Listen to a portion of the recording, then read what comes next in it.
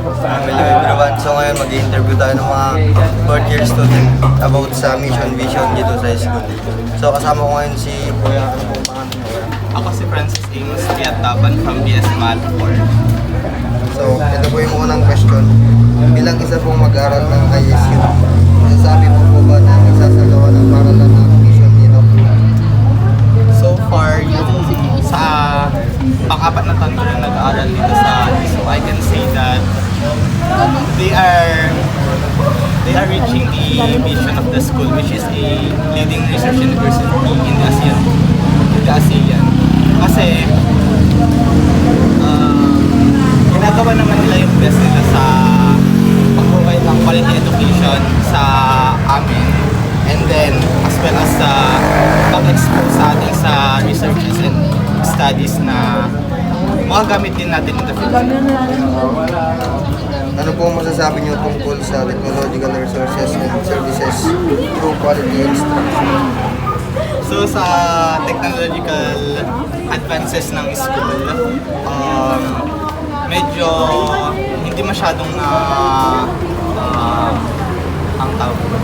hindi masyadong na ibibigay lahat. So hindi naman sa nagdedemand yung student, though I know na ginagawa naman nila yung best nila.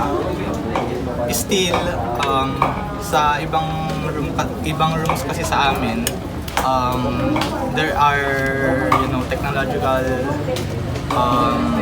scarcity, yung parang merong pagkukulang pa. So in terms of services naman, I can say that we are still satisfied kasi they are trying to give us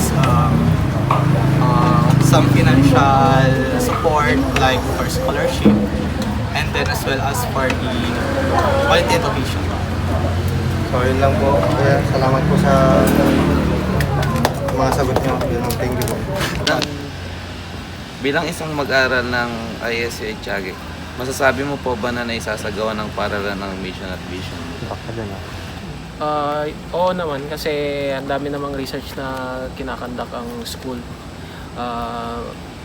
Machines sa mga sa agriculture and sa ibang department din. So yes. May nakita ka na po ba kuya na isang research ng ISU Echagui?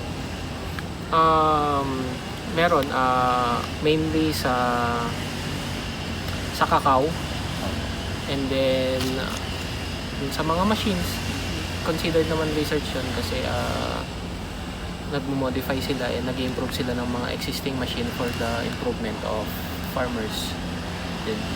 Masasabi mo rin po ba kuya na kaya na makipagsabayan ng ISU sa iba pang mga university?